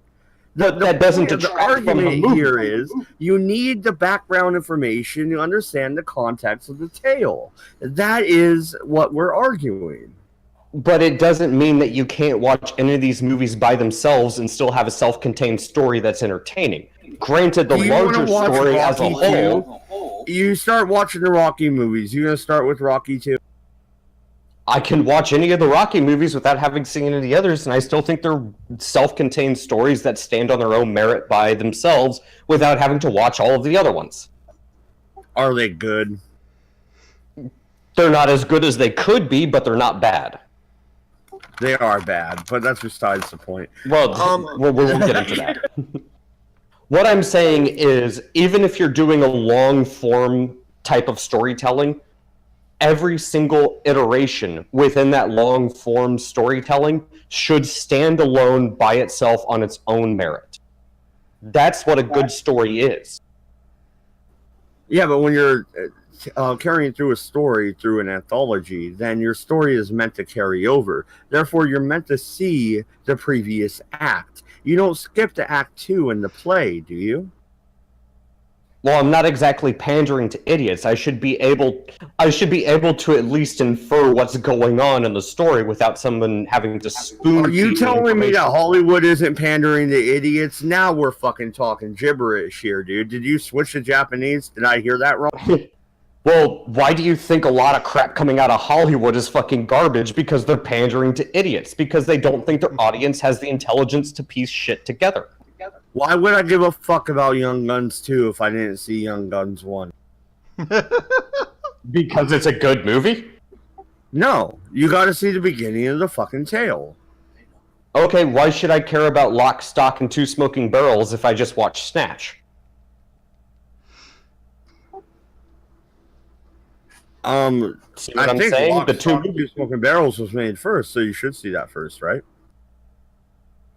But I don't need to, and I can still enjoy Snatch, and it's not confusing But they're to a me different because it's a genre. We're not talking about a straight-up sequel. We're talking about something a little bit different here. That's like But the two arguing, movies- I missed the first act of Pulp Fiction, so why should I watch the third? Well, Pulp Fiction is a conglomerate or whatever. It's a group of different stories within a movie, within a single story. Yeah, They're it's all a- happening at yes, roughly it's a- the same time, and it's a all story within a going story. parallel to each other. Well, I get that. It's a story within a story that makes up a much larger story that takes place over the But course that's a of different several thing. movies. It's like Tales from the Crypt. You don't have to watch that in order. I get there's a difference in genres here, but when you're talking about a sequel, when you're talking about a follow-up, then you need to see the one that preceded it. Yeah, and see, I think that I don't like that in terms of how movies are. If it's a book, that's one thing. If it's a graphic novel, if it's a comic series, I understand that because it's a long form story. But as far as movies go, if I can't watch a movie, even if it's out of order and it's not its own self-contained story with its own start, middle, finish, within that single movie, then I think that's either extremely lazy or a cash grab. Okay, you're watching Queen of the Damned. You've never seen Interview with a Vampire. That's Do you know not a who fair that comparison is? either. I That is have, a fair I have comparison. never, They're the Vampire Chronicles. I have never seen Interview with a Vampire. Not once. Shame. But Shame. I still Shame. watched. I That's still Okay. watched and enjoyed Queen of the Damned, and still knew for the most part what the fuck was going on. And No, the you only didn't. reason You have no conceivable idea who Lestat is. you don't need to know who Lestat is to watch Queen of the Damned, because Queen of the Damned is a bastardization of like 4 books in the Vampire Chronicles, whereas But you know what Queen of the Damned did though? It made me want to watch Interview with a Vampire. I just haven't had the chance to do it. And that's what quote subverting expectations would be.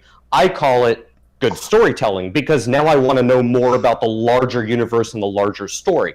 But the movie itself Read is the still a books. self-contained story. No, it is totally a self-contained story, and it's shit. so It is Dade, shit. Dade guys, Dade has specifically stats actually in regards to Young Guns 2, you don't have to watch Young Guns 1. They're both self-contained and can be viewed without seeing either. He also says Queen of the Damned is not about Lestat anyway. No, it's not. It's about the girl, even though they try to make it about Lestat. It's about the girl. I reject your opinion, Dad. Good day. sir. Who gives a shit? Uh-oh. Hey, Farty, you're awake again. Who gives a top the fuck? God damn it. But no, I stand by my point, Mad Dodge, and you and me are going to disagree on this. A decent story should be self-contained. You should not rely on the fact that you need to watch 5 movies to understand what's going to happen in movie 6. If that's the route you're going with, then I think it's crap storytelling. Tell that to George. George of the jungle, strong as he can be. Well, he Okay, he did 3 stories that did rap that about. No, you know what? I think if you could do Three. a single Three. story in one Three. hour and a half segment, then you're a Yeah. shallow storyteller and you have no business doing it to begin with. I think you should have a chronology, more than one movie. I think you should have more than one story to tell with these characters that you created. I think you're a shallow fucking writer and a piece of shit if you can't continue the fucking story. I'm looking at you, Star Trek Discovery. Uh-oh. Looking at you right now. Well, no, and There here's you what go, I'm going to point. say about that. Here's what I'm going to say about that. If you're going to write a single book, make a single movie, make a single episode of a TV show. If it's unwatchable because you haven't seen A, B, C, F, D, G, and you can't make a self-contained story that's followable within that one single context, sure, you can set things up, you can have conclusions that might make you want to go watch something else or continue to read or watch something else, but if you can't have a single self-contained story within any medium, then You're it's crap. your argument is like just going back and forth. It's like this. You guys are just presenting this. You're presenting no new information. You're just hating the same shit. And Dade is just face palming all over the stream. That's great. Glad to be of service. Oh my god. He also says, "Save us, MC." MC, hold your nuke and your space rock. We don't need your kind here. We are arguing. No. No, he's just gonna sick the drones on us. Yeah. Who's that motherfucker calling us a cup drinker? Who is he? Who is that motherfucker? But no, there was a good Oh, point man. brought up before the other day in one of my streams, Doku. You were there. I think it was Sherardi. She brought up that she thinks writers should just be game masters. They should just become writers for TV shows. You know, Did he I'm not say, totally opposed to this. You like dungeon Right. masters, like a fantasy movie? Bam, get a dungeon master to do it. You want to do something with vampires? I'd Get be a okay with that. storyteller to do it. Yeah, right. Like this, Yeah. I could work with this. I would be Yeah. perfectly okay with that because they actually, if you're someone that can take a loose set of rules and a loose set of character guidelines and create an entire narrative out of it, then yeah, I think they're probably a lot more qualified than the majority of people working in Hollywood. Yeah, that's really something I can get behind. What do you think, Frank? Maybe. I mean, they've got to be a good DM. You can't just have any old DM because there are some DMs that set up campaigns that are just ass. All right, like I played with one guy once. I'm not gonna put him on blast. He's an okay dude and he's learning how to DM. But like the first game that he DM'd for us was, he had everyone meeting along the road and no one meeting in the tavern and, just really screwing things up from like the word go. And I'm like, oh God, this is tedious. This isn't fun. So you have to have a skilled DM do it. You have to have someone who's going to universally be all like, okay, down to business. Oh my God. Dade with the okay, I gotta address this. Dade with the savagery in the chat. Sherati has the IQ of a peanut butter cup. Oh, that's a drink for savagery. Drink for savagery. So yeah, it's definitely it's one of those things where you have to go out of your way to make sure that you're writing a decent story. Let's see. Was it Abed? Well- Were they trying to save Fat Neil? I don't know what you're asking of me, Dade. Oh, I won't say who the dungeon master was. I will not say who the DM was. He's a friend of mine. He was kind of noobish, but the first game out, it was terrible. Well, did he just do the template thing where you buy a source No. book and you just copy and paste? No, his first one is like he made it from scratch, and it was just he used characters. He used like shit from Bleach. I'm like, Okay, Bleach. we're done already. Bleach. We're already done. Yeah. I mean, we're done before we even started. I'm like, come on, dude, this is boring. Just come on, man. Give me something better. Well, Okay, yeah, well, if you're just starting off DMing, then maybe use a source book. The first couple campaigns. Yeah. It's not gonna hurt. You know what I mean? It's just gonna help you tell a better story. Okay, you know Well, what? and that's what. You know real what? Quick, that's what I wanted to say. As someone who is a writer, you have to actually engage in the action of writing and reading to get any better. So I'm not gonna shit talk anybody for being crap at what they do. You've gotta But- be shit a little while and learn from being shit. Well, and that's why the comics industry, Hollywood, all these people who are so adverse to criticism and claim like it's harassment. It's like no, it might not be constructive feedback. it might be criticism and it might just be pissed off fans, but you should still listen to it and not completely discount the opinions of the people who are consuming the product you're creating. Use it as a learning experience, not an excuse to say toxic whatever. Yeah. Dude, I'll do that. I'll Google a bead fat nail. I'll Google it, just so I know what you're talking about. But So, no, yeah, I agree with my- you. I agree with you to an extent, Doku. You need. Yeah. My point is this. If I ever see a creator who claims that their product is perfect, brilliant, this and that, and it's just a bunch of butthurt fans and they just don't understand, I consider them creatively bankrupt.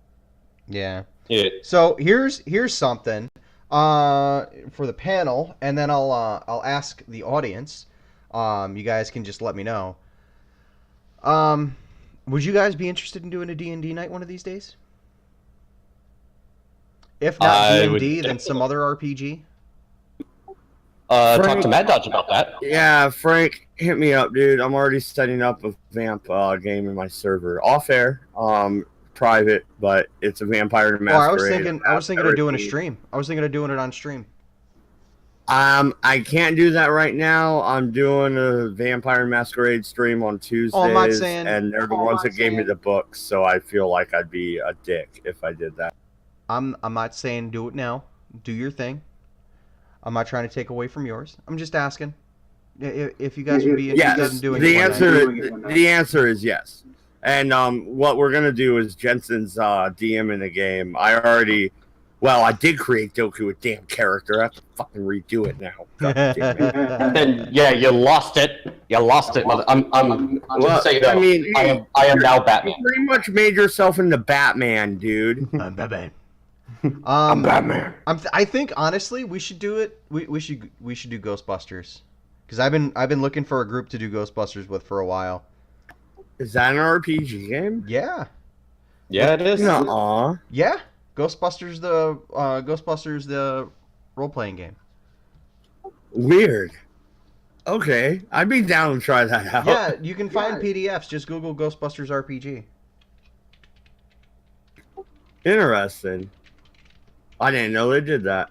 I know Game of Thrones has one. Yeah, I do know that. it was put out by West End in '86, but it just recently went fell into Creative Commons. Oh wow! So we're talking first edition, and that's all they released, right? So it's the raw game. There's two books, but there really isn't a whole lot of I'll shoot you the information I have. All right, yeah, I'll check it out, man. You know what? Just to make it even more interesting, I'll put it in the stream chat. So if you guys want to check it out, it's there. And I'm also going to leave a link to the Discord in the restream stuff, so you guys can link to that as soon as I bring that up. But yeah, they made an RPG. No, that's interesting because I noticed Vampire is kind of like, all right, so you do roll the D10 every now and then, Right? but it's more of a choose your own adventure story, right? Right. You know what I mean? You know what I mean by that? Ghostbusters is a D6 game. All you do is use D6s. You use 2 D6s on each roll. That's it? Yeah. Oh God! And I thought Vamp was bad coming from a D&D background. I'm like, No, where's it's my actually D20? really intuitive. Like D20 is my fucking best friend. Damn it! It's really intuitive because you use 2 D6s. One's your main roll, one's your secondary roll. You use that roll combined with whatever talent you're rolling for, like dexterity or movement or whatever. You add that number to your roll.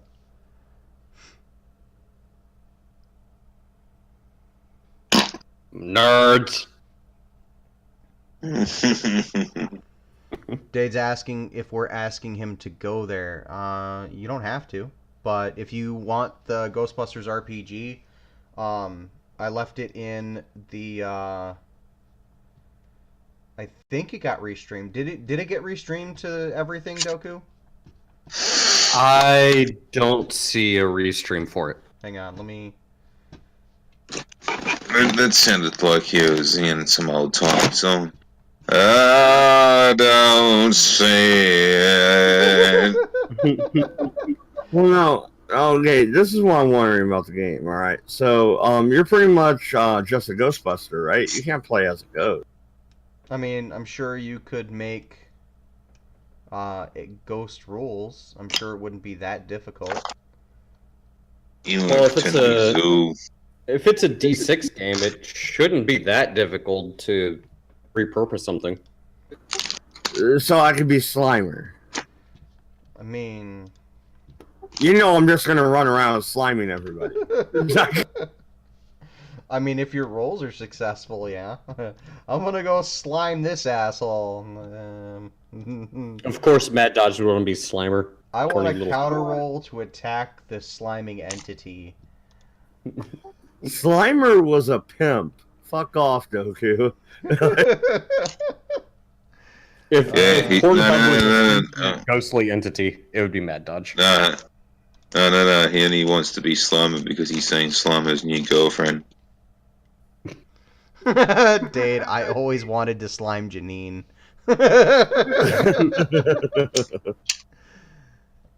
Oh, man. But no, man. So Frank, dude, Yeah. I'm headed rapidly towards 1,500 subscribers. Yeah. We're gonna have to do a 24-hour stream. Can I count Exiled Opinions in for I don't know, 12 hours? No, I'm kidding. God. Yeah. Maybe. Maybe like 12 seconds. Let's split the shit. Let's split the shit, homie. 50-50. Okay. And Doku's fucked because he's gonna be on both panels. Doku. It's just gonna be Doku having to do. It's just gonna be Doku having to do the entire stream by himself. Ladies and gentlemen, I'm gonna masturbate once more for the camera. Send those God, I hate both of you. Next thing you hear is like 20 minutes of. And then he's like, I hate both of you. No, chances are it'll just be me ranting for 6 hours straight. Because apparently I'm good at that. no, MC has got a solid 2 hours of that 24-hour block. He can rant for 2 hours. I see you in the chat lurking, MC. Don't think I didn't notice. Jumping. I don't even know what I would talk about. Dude, the wage gap. This one time, Oh, I God. was in the bathroom at school and I didn't have any toilet paper, so I had to like snort my own crap. I used to smoke cigarettes when I was in high school, and I You know? tough Alright. pain and All right, propane real quick. accessories. Yeah, my buddy Dave wants me to bring this up. So a dude rubs one out in front of the camera. He's a sex offender. A chick does one. She could buy a Bentley, and they're saying there's a wage gap. That is from my buddy Dave, quote unquote. That was his quote, not mine. Dave's I not here, reject man. all responsibility for said quote. But hey, he's got a goddamn point, doesn't he? that is a valid point. No, it isn't. Yeah, You're liars. You're all liars. Dirty, filthy, fucking lie mongers, you. Oh, what did you get a job at MSNBC? Yes. Yes, I did. I was just saying, did you turn on us? What's going on here? Hey, I'm a covert operative for the Soros Foundation. Oh God. Oh, Sandor snitches supports get stitches, Frank. Sandor supports open borders. Yes, open the borders. Well, We're rolling on you, Frank. We're coming for you. No! Don't do that. Don't dox me. Dox all of you. well, wait. If you support open borders, then you obviously support open legs, right? No. I don't know where you're going No. with that, but it doesn't Not sound allowed. good. I don't know where you're going, but I think you're barking down the wrong path, bud. I say we just break his kneecaps. I don't know. One at a time or all ask at Riley once? Dennis. One at a time or all at once? One the first time, we're gonna give you a warning, and then you keep talking shit. Well, we'll come back. Oh no, I say we turn it into a game of musical chairs. After I crack him in the kneecap, he's gonna lose. And that's exactly why I say we turn it into a game of musical chairs. It'll be fun to watch. I don't know, Dodge. I kind of like pain. You might give me a little stiffy. Uh-oh. All right, ladies and gentlemen, we're gonna roll on out of here. Anyone got anything they want to say before we leave? Yeah, rich bitch. No, the not Dodgers really. suck. I'm poor. Support me, please. YouTube gods, don't take me down. I swear I'll be good. Anyway, thank you, Frank. Love. Oh man. All right, ladies and gentlemen, thanks for watching. We'll be back next Friday doing some more bullshit. I'm sure you guys will enjoy it. So until next time, stay metal.